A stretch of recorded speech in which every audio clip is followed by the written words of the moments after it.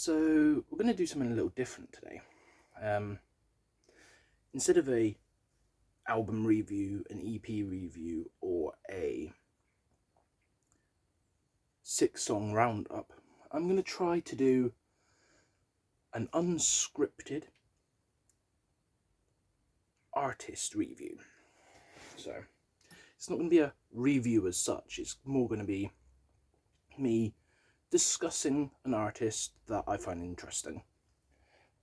And to start off this potential series, we're going to look at the artist known as SKYND. Now, if you're unfamiliar with her work, it is a duo group, I think. It's girl and her dad, I believe. I think he does like the instrumentation, she does the vocals. And they wear this cool like face paint masks and stuff, but it's their lyrical subjects that I find interesting, because whereas most people just, write music or write lyrics about what they're feeling, what they know, stuff like that, this band takes the true crime approach. So all of her songs so far have been about different true real life crimes, ranging from the Columbine massacre to Gary Heidnick to Jim Jones and the Jonestown mass suicide. There's one about Alyssa Lamb and the disappearance of her. I think there's one about what's his name? The guy that was called like the Night Stalker. He had like the pentagram tattoo on his hand. But yeah, so you kind of get a gist of the sort of subjects she's dealing with. And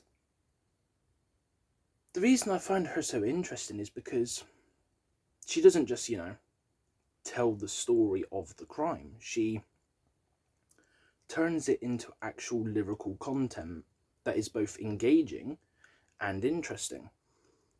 And through some of her music, I have learned about a few different crimes that even I didn't know about. And, I like to think that I'm rather up to date on my criminal knowledge. Like, I read a lot of books on mass killers, spree killers, serial killers, that sort of morbid shit.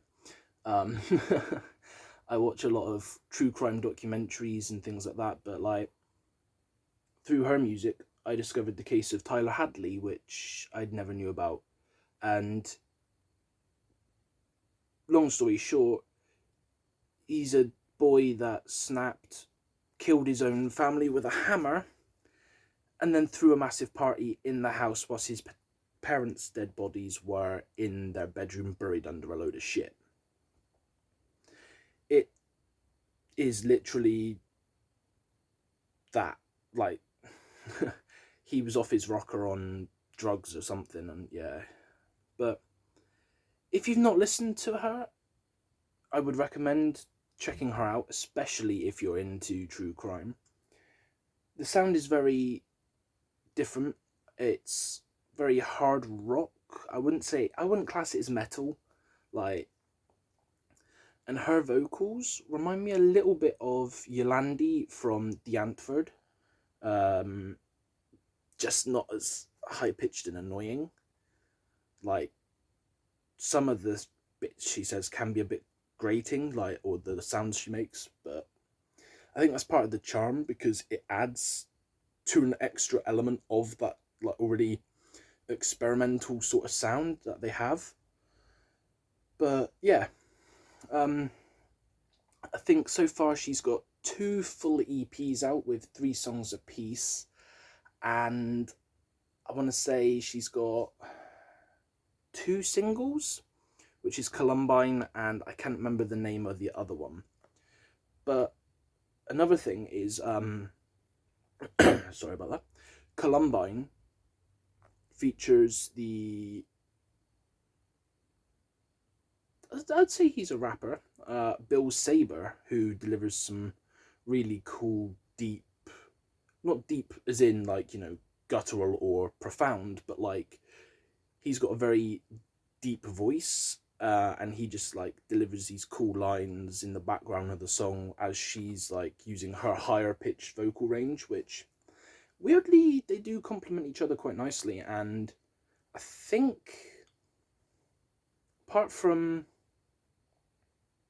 that one, the only other collaboration that's like off the top of my head is with Jonathan Davies of Korn on, I think that was the Gary Heidnick song, and that is really good because like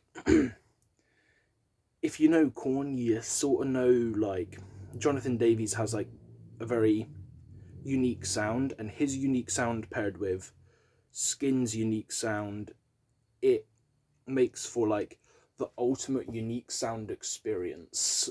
Like it's just a really cool fucking feel. And another element that if you're into your true crime, or even if you're like a cinematography buff, her music videos are awesome. They're really well shot, really well acted. Most of the time they sort of loosely tell the story of the crime she's talking about, and I think that's a really cool feature. Like, you could have easily just gone for a generic music video of like you were the band playing, or you know, the singer dancing around, or whatever the fuck, but no. She goes to the effort of recreating what happened, pretty much, like, and it is just a really cool experience, and I do look forward to seeing what other crimes they cover in the future. And I do think this is an artist that could go very far. She's talented in both the music sense and, you know, the sense of she knows a lot about the subject she's talking about.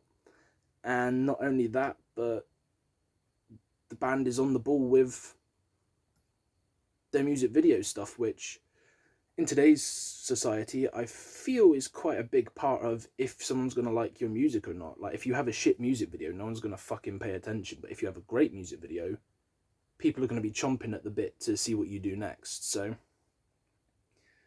if you want to look at any of her stuff, I do recommend Tyler Hadley, Columbine, Gary Heidnick. They're my 3 favourites so far. But she doesn't really have a single bad song, so maybe look at them and see if there's a case that you know of and check that song out, because if you already know the subject going in, you're probably going to enjoy it even more. So with that, I'm going to leave this one here, otherwise I'm going to end up rambling, and I will catch you in the next video.